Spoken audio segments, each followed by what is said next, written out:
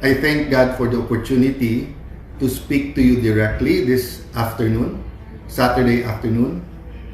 Magandang hapon, happy weekend po sa lahat ng aking Facebook family, sa ating po mga kababayan, hindi lang po dito sa Metro Manila, sa Luzon, Visayas, Mindanao, sa ating mga kababayan sa buong mundo, lalo po yung ating mga OFWs na medyo very much concerned sa nangyayari po sa Middle East at lalong-lalo po dun sa mga medyo may problema sa trabaho ngayon. Isang mainit na pagbati sa inyo.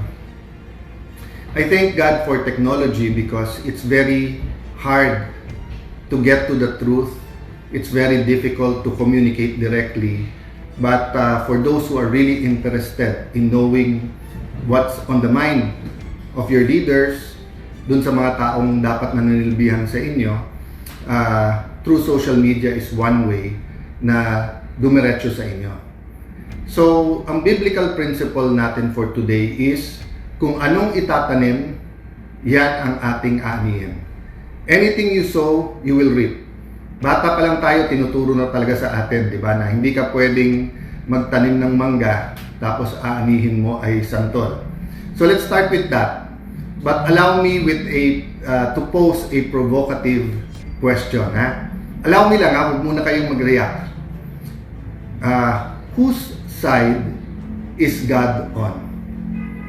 Okay, Tagalogin ko. Sa lahat ng mga pangyayari sa ating bansa, nasaan panig ang Panginoon? I-adjust nyo muna yan, So, babati muna ulit ako. Magandang hapon po sa inyong lahat. Let's have a good discussion here today. I started with a biblical principle. Kung ano itatanim, yan ang ating aanihin. So, tanong po natin, whose side is God on? So, kung anong itatanim, yan ang ating aanihin. Kung mali yung tanong, mali yung sagot. Okay? A wrong question cannot come up with a right answer.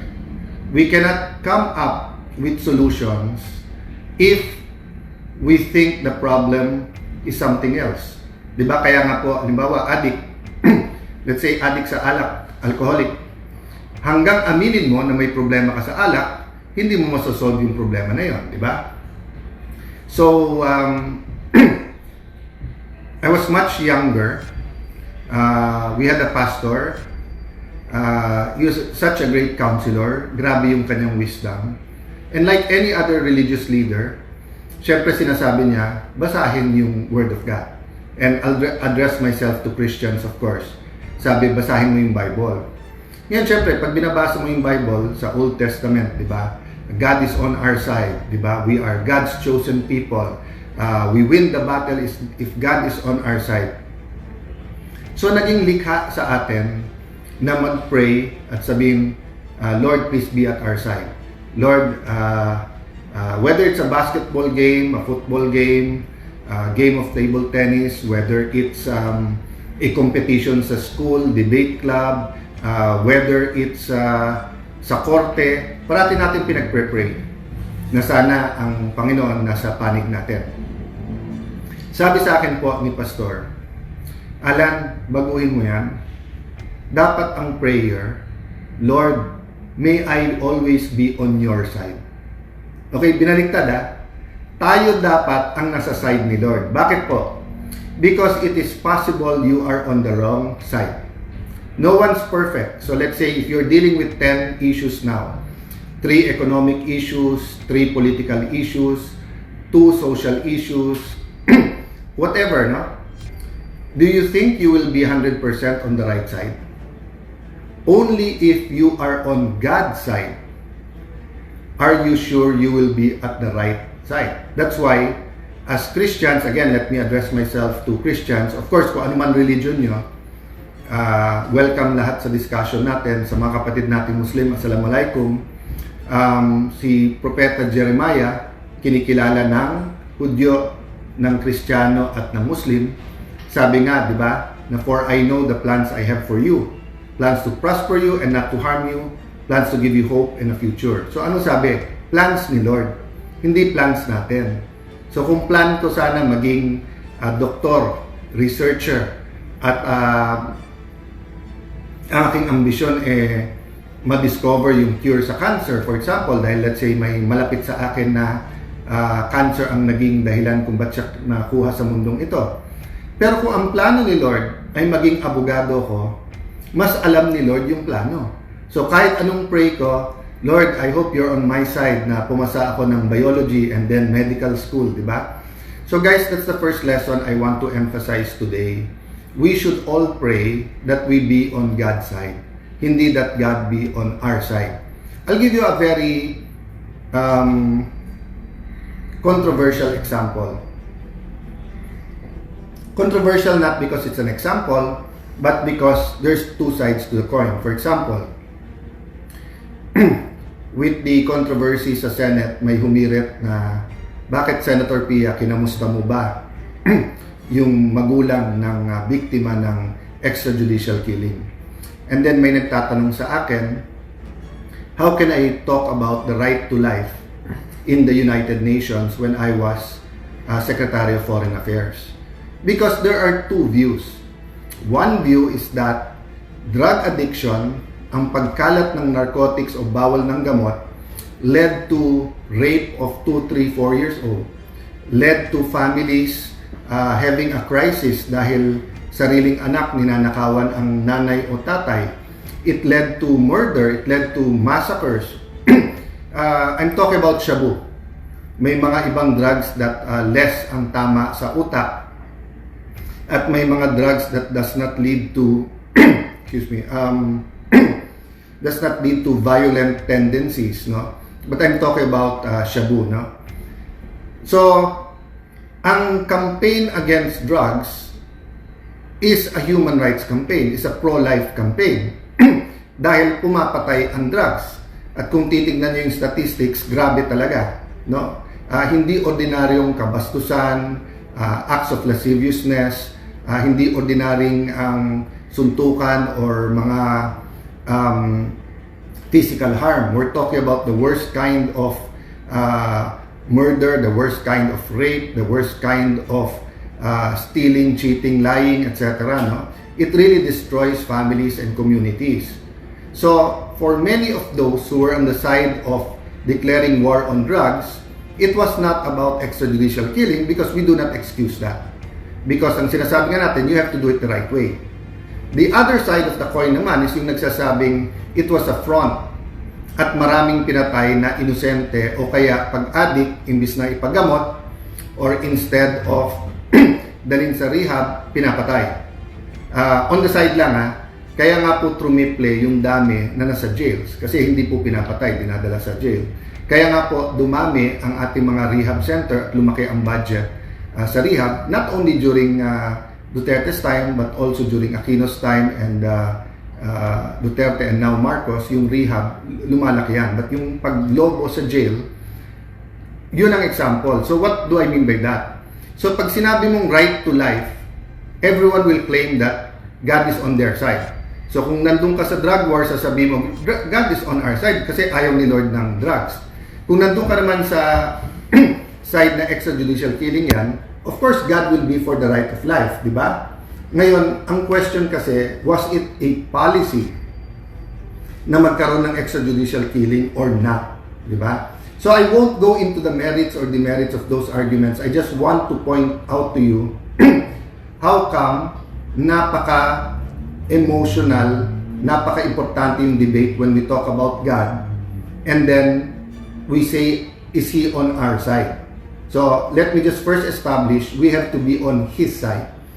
Secondly, why even involve or invoke God's will, God's ways, God's thoughts, God's law? Well, because from the start of the world, there's a lying spirit. Yung pong nagsabi kay Eve. Sabi po kay Eve, if you eat the forbidden fruit, you will become like God. So, they had perfection. With their bodies, with creation, with Garden of Eden, everything. Pero lied to para nga mahulog. That's why nga fallen ang mankind, di ba? So ang point ko po, if you take out God from the equation, from our society, from our schools, from our laws, from the Senate, from the House, from Malacanang, we will truly be lost. So, does it sometimes cause offense if someone talks about the Bible, talks about the religion? Alam niyo po, in Taguig, laki po kasi ako sa different parts of Taguig. Meron nga kaming lugar doon, parang halos isang kalye lang na paikot ay halos lahat ng religion may simbahan. And then of course, the biggest Muslim population is in Taguig. It's in Maharlika Village. And since the 90s, pag nag-attend ako ng activity, may Quran reading before any activity. So, why is it offensive if the Quran is read or a pastoral letter is read or verses are read, for as long as it is not used to say na ako tama, ikaw mali. Or for as long as hindi used for deceit. I agree with you, Bible scholars who will say, and tama po kayo, na even the devil can quote scripture. The devil knows that there is God. He's just rebelling against God. Diba? So, ang point ko po, there are guidelines on what we're supposed to do. But you cannot take God out of the equation because He is the Creator. Siya may alam ng purpose. Hindi dapat i-abuse, pero mali din yung sabihin mong don't use. But siguro ang tamang use is tayo ang gamitin ni Lord, hindi tayo ang gumamit kay Lord. The example I used last week is that I really liked the prayer of Senator Pangilinan and then Senator Soto, no, if I'm not mistaken. But both sides, listening to that prayer that was so pure, both sides believe na sila ang on the side of the truth. So, ano tama doon? Lord, kami ang isasabi ng totoo, doon ka sa side namin. Or tama yung Lord, sana nandun kami sa side mo. So guys, those are the two things I want to emphasize today. One, God has to be the center of everything. Siya ang lumikha sa atin, siya ang may purpose, siya may alam ng katotohanan, siya ang may tamang plano.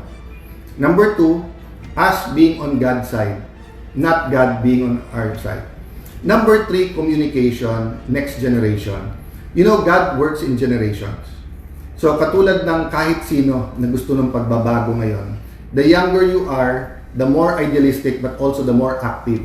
Talagang mapusok, di ba? And that's not negative, that's positive.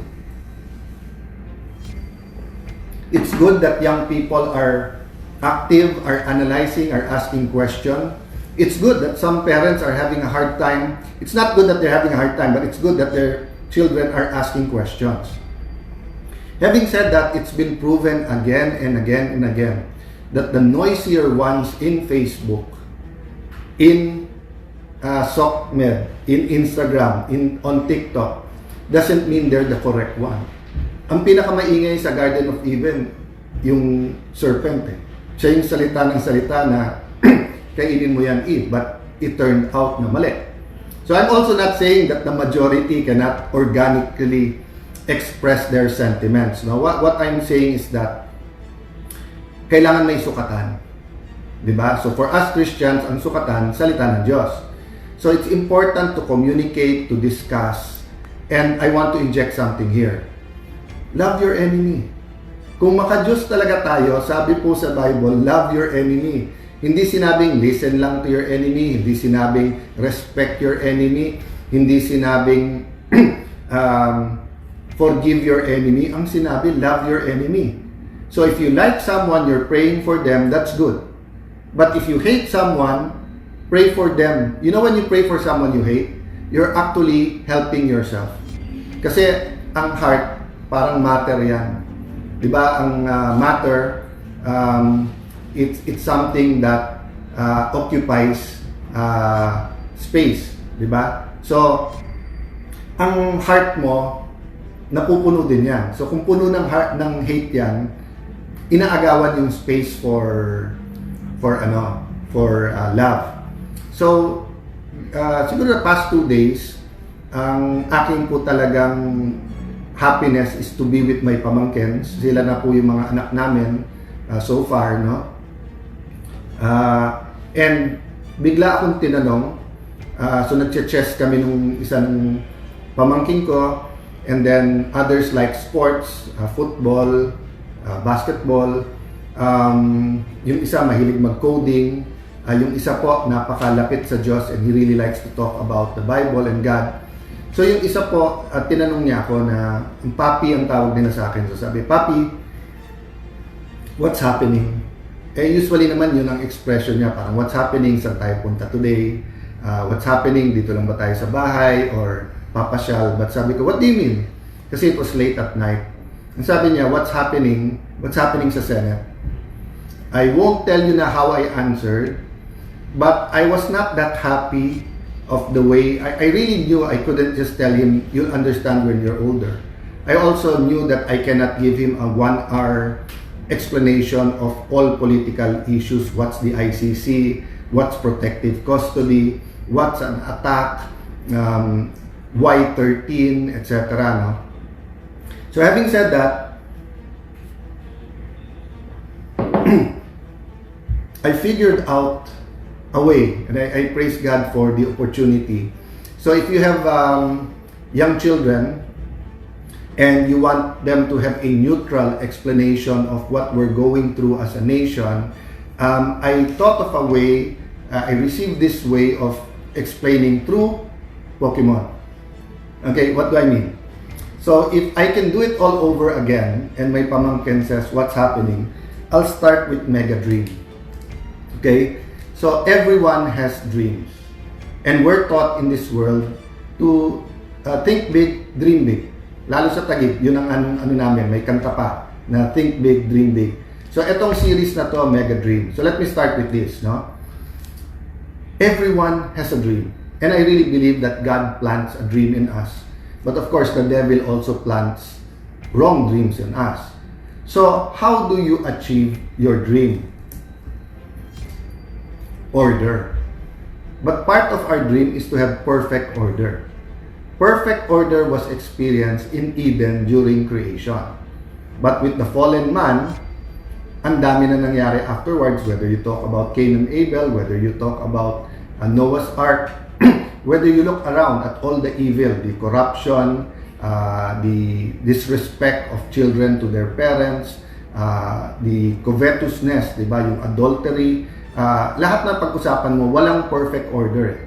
Pero kung ididikit mo, ang Mega Dream, kadikit talaga ng perfect order. Kaya talagang, sabi ko, God has a way of putting things together even in small things. Why? So, to be able to have a mega dream and a perfect order, you need heroes. So, lumabas yung ascended heroes. So, nauna yung mega dream, then yung perfect order, then ascended heroes. Okay. Ang problema, we're human. So, yung nababasa natin sa comic books or napapanood natin sa Netflix or napapanood natin sa sine, yan yung mga heroes, kaya nga meron din villains, di ba? May bida, may kontrabida. So, ang problema ngayon, sa algorithm natin, sa ating political thinking, parang rumble ng fraternity members na, kung patayan na o gulpihan na, I don't care about who's right and wrong. Doon lang ako sa kakampi ko, di ba? So, explaining to young people that there's always a dream, and of course, the better the order or perfect order, mas madali. But then, sinong bida, sinong kontrabida? Ano yung kalalabas lang, kung hindi ako nagkakamali kahapon? Chaos rising. So actually, ito pinag-uusapan kahit sa Senate, no? Chaos. But what brings chaos? Nung maayos lahat sa kagustuhan ng Panginoon, walang chaos di ba? Pero since then, every time na sabi sa akin po ng isang kaibigan si Noy, sabi niya, wag ka nang mag-isip pa. Kasi simple lang, matino ka. Gusto mo matino yung Senate, so guguluhin ka talaga. So chaos is not only brought by bad people who want to destroy something good. It's also brought by bad people who want the status quo not to change. Who wants to prevent good people from changing. So am I saying kami good, sila bad? No, what I'm saying, there are 24 senators, there are different political leanings, there are a lot of issues, but just like parents, hindi ba una parati sa parents' health, your spiritual health, your mental health, your physical health, your your financial health, di ba? So, sobra po ang pinagdadaan na ating bansa ngayon. So, we have to explain to young people, the economy is in bad shape. All around the world, many countries are the same, di ba? Prices of gas is so high, and the price of gas affects everything else. May problema tayo sa dollar-peso exchange rate, which brings more problems. So, kumbaga parang domino effect yung sa presyo ng gasolina. So, because of that, food prices are also rising. Because of that, in the future planting seasons, may problema sa fertilizer, may problema sa weather because of the super El Nino. So, from our mega dream to the perfect order, to the ascended heroes, to the chaos rising, life is like that, di ba? But unlike Pokemon, which is a game, and it's for collectors, you're dealing with real lives here and not imagination. So, for example, sa Monday, will we rise above and try to articulate people's dreams? Will we rise above the political fray? So, for example, sabi, parang walang nangyari. Hindi po. Hindi natin minemenos yung nangyari noong May 13. Ang sinasabi natin, let's deal with it professionally. Let's have an independent investigation. Let's wait for all of the results. In the meantime, let us show the Filipino people that the Senate is the Senate. That we care about PhilHealth, about yung gamot, about flu shots na hindi pa rin dumadating, about problema sa mga ospital na kulang ng gamit. Let's show people that we care about scholarships. We care whether tumaas o hindi yung tuition fee. Let's show people that we care about the tricycle drivers, the Grab drivers, the jeepney drivers, the taxi drivers. Diba? We're an archipelago. Mas hirap yung mga nasa island living natin. So, guys, I'll stop here, but I'll just remind everyone, hindi pwedeng wala si God sa usapan. Let's not abuse God, let's not use God, let's be used by God. That's why when former Senate President Soto said, baka may ibang plano si Lord, yun din ang sinabi ko, di ba? Baka ito plano ni Lord. So kung plano ni Lord na 1 day lang ako, 2 weeks lang ako, 2 months, ang prayer ko lang, God, put me where you want me to do what you want me to do. And that's not an easy question. You have to keep discerning, you have to keep reading the Bible, you have to keep asking godly people. You have to surround yourself with the best information. Yung impeachment trial, madali eh. Just be impartial. No? Maayos lang yung takbo. Evaluate the evidence. Follow the rules. Be impartial. Pero yung how to help our economy, how to help the poorest of the poor, napakahirap ng question niya kasi extraordinary yung problema. So let me end there. Pag extraordinary yung problema, kailangan extraordinary din yung solusyon natin. So dun sa mga nananawagan ng pagkakaisa, those who are asking for unity, we have to have extraordinary unity. And we can only do that if we love our enemies. So this weekend, can we continue praying? Can we continue reflecting? And pwede ba part of our reflection, rather than mag-bash tayo, mag-isip tayo, how do we get our leaders together and how do we get them to focus on what's more important? Kasi kung dalawa grupo, ito isa, ito kabila, pag-pray lang natin, sana ang grupo na to, and then meron, yan, hindi kasundo. Nandito sa grupo na to, ito hindi kasundo. But how do our leaders go? Diba? And get behind God. And follow God. So again guys, let it be a prayerful weekend and a weekend where we reflect. So lahat sa inyo na nagpe-pray, nag-intercede, lalo po dun sa nagpa-fast, maraming salamat sa inyo. God bless you. Good afternoon everyone.